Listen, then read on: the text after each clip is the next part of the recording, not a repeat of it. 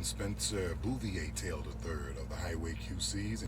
I'm Spencer Taylor Jr. of the Highway QCs. My name is Joseph Britt.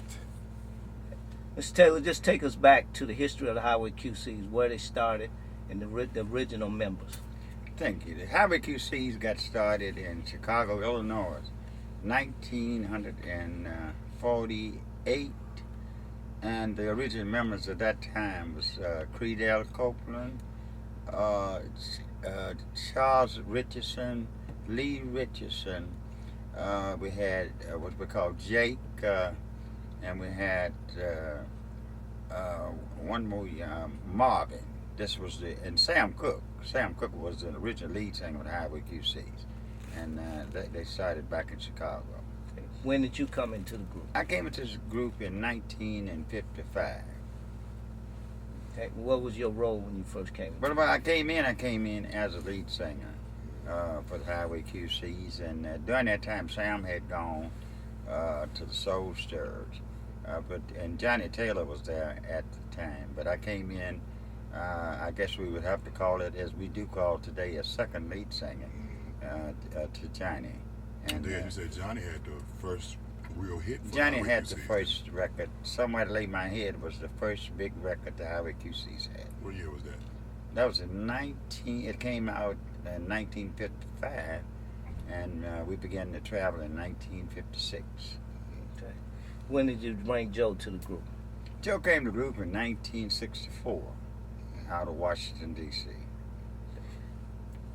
I came, by the way, I met Spencer at a program, but we had a guy that was singing with us named James Davis.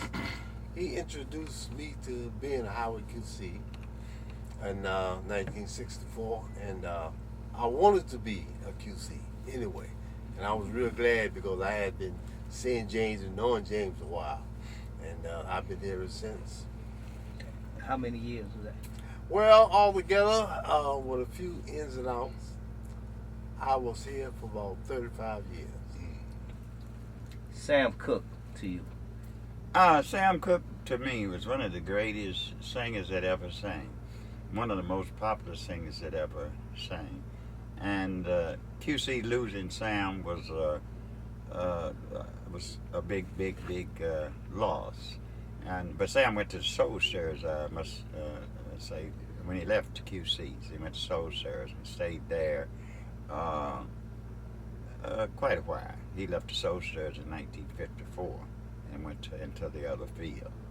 And Johnny came in somewhere between the 1949 and 1950.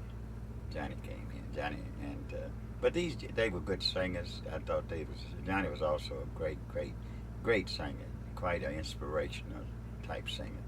And as me being kind of new during that time, to me it was a big thing, really, a great loss, I should say. It was a great loss through the grace of God and the blessings. And then I came in, and as you look, here I am today, and we're so proud to tell God thank you for everything He done for me and the Highway QCs.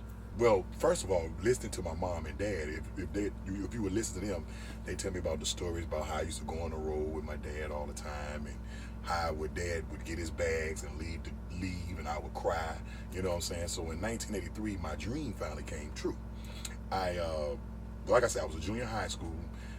I think I missed every Friday and Monday of school, you know what I'm saying, following my dad. So in 1984, I graduated from high school, and we was on our way to Tampa, Florida. And I went to Tampa, Florida, and I've been with Dad ever since 1984. Actually, like I said, it started in 1983, but in 1984, I became a full member of the Highway QCs. That father and son relationship, how does that make you feel, being able to work and have your own business with your dad? It's a blessing, man, because, man, as me growing up as a kid, I saw my dad doing it hard, for years and years, like I say, since 1945, the group been established. And, back then, the business wasn't as great. Business didn't set in like it does now. So it's a blessing the dad and son. I mean, sometimes we think we're brothers. You know what I'm saying? But he's just a wonderful guy. He's a wonderful mentor, man. It's just an awesome feeling. And I wake up every morning. I tell God, thank you. I mean, that's my blessing. Just to see him wake up. You know, he'll be 82 tomorrow. That's my blessing, you know, from God, just to see him.